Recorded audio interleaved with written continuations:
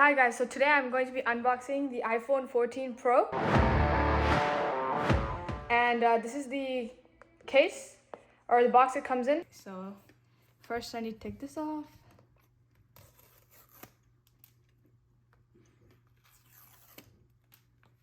Okay.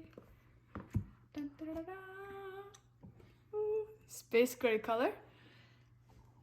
And I don't want to touch the thing. It goes like this.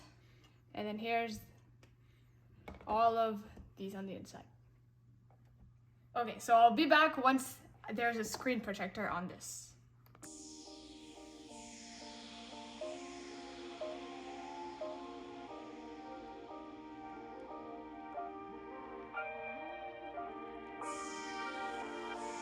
Okay, so we just got the screen protector on the new phone and the case as well. So this is what it looks like. And so this is the old phone. This is the 13 Pro.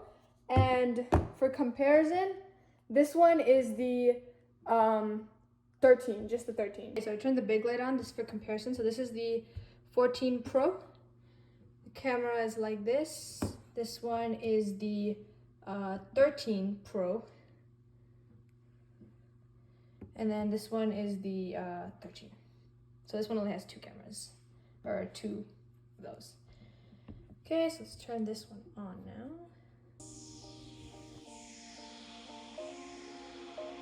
This one has an eSIM now, so it doesn't have a physical SIM card anymore. So we're setting that up right now. While this is updating, this is about the thickness with the case. This is the Apple case. This is the thickness. And then the 13 is actually looks quite thinner. And then, or this is the 13 Pro. And then the 13 looks about the same as this one. The camera also looks much bigger, and this amount that's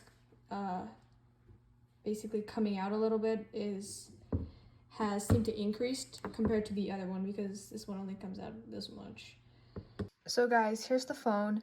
So one of the biggest things is dynamic island. So you can sort of see the outline right here. So let me open this picture here, and if I zoom, so now you can see that there still isn't any screen there or anything, but that the size kind of increases and decreases if you connect different things, you know, if you unlock it, or yeah, it kind of like increases there. So you saw how that kind of got smaller. The other thing is the always on. So if you go to settings and then go to the display and brightness, you can see that always on is a new thing. So that means even if you turn off the phone, you can still get the time and whatever widgets you added. The camera, so now we can go up to 3 times zoom. So we just like the table here, so it's like 5 or 0.5, 1, 2, and 3. Here's an image comparison of the 14 Pro and 13. You can see that there really isn't any difference between the image taken by the 13 and the 14 Pro.